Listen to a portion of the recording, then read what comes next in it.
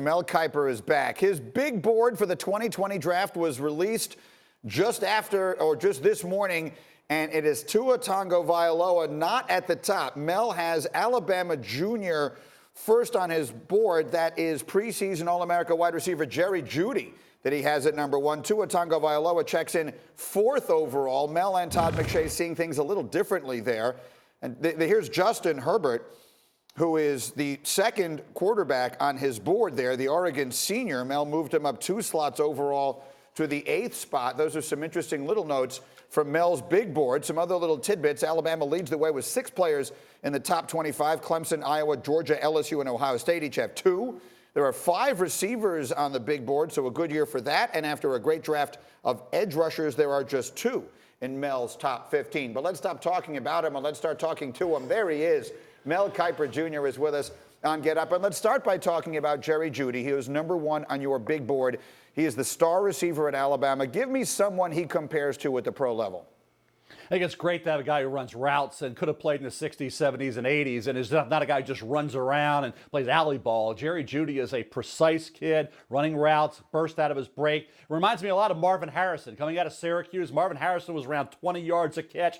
Jeudy's around 19 plus every year, and I think when you look at the ability that he has in conjunction with the other great receivers, all 4 return. They only lose Irv Smith Jr. to tight end. 4 great receivers at Tua's disposal, led by Jerry Jeudy. He may not be the number 1 pick in the draft, but he's certainly going to go in the top 5, and I think he is the best overall player right now going into the season.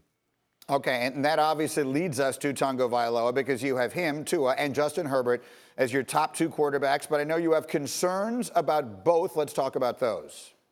Well, Tua did not finish strong, and of course he wasn't 100%, but those struggles late in the year against Georgia and Clemson. Remember, Jalen Hurts bailed them out, allowed them to move on and play for a national title. I think for Tua, get back to 100%, which he obviously is. He's got the weapons around him for big-time receivers and an offensive line and the running game with Najee Harris. And I think when you look at what he can do in terms of accuracy, we know that. Will the arm strength improve a little bit? You hope. In terms of Justin Herbert, Herbert went from 67 and change completion percentage down to 59 and change. The weapons are around him. He's a guy, a veteran quarterback now with Josh Allen type ability. Now we want to see it week to week. We want to see consistency from Herbert week to week and put Oregon in a position where maybe they can be in the Final Four.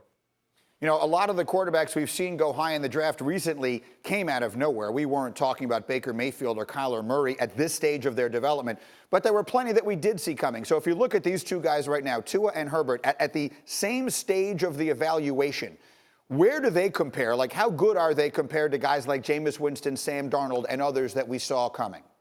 Well, they're right in that same grouping, and that's where it's going to be after all said and done. And you got Jake Fromm from Georgia, you have Jordan Love at Utah State, and some other guys. And go back to '83 when you had Marino and Kelwey and Elway and others, 6 in the first round, and the Eli, Roethlisberger, Rivers year. You have 2 that we're talking about now, and Tua and Herbert, and maybe a 3rd jumps in there, maybe even a 4th jumps in there. And that's it, Jake Fromm, Georgia, and Jordan Love, Utah State. Jacob Eason out at Washington looks the part. He's a first-time starter at Washington, formerly of Georgia. So there's some other quarterbacks, guys, that could make this a really good quarterback year come late April. Thank you for watching ESPN on YouTube. For more sports, highlights, and analysis, be sure to download the ESPN app. And for live streaming sports and premium content, subscribe to ESPN+.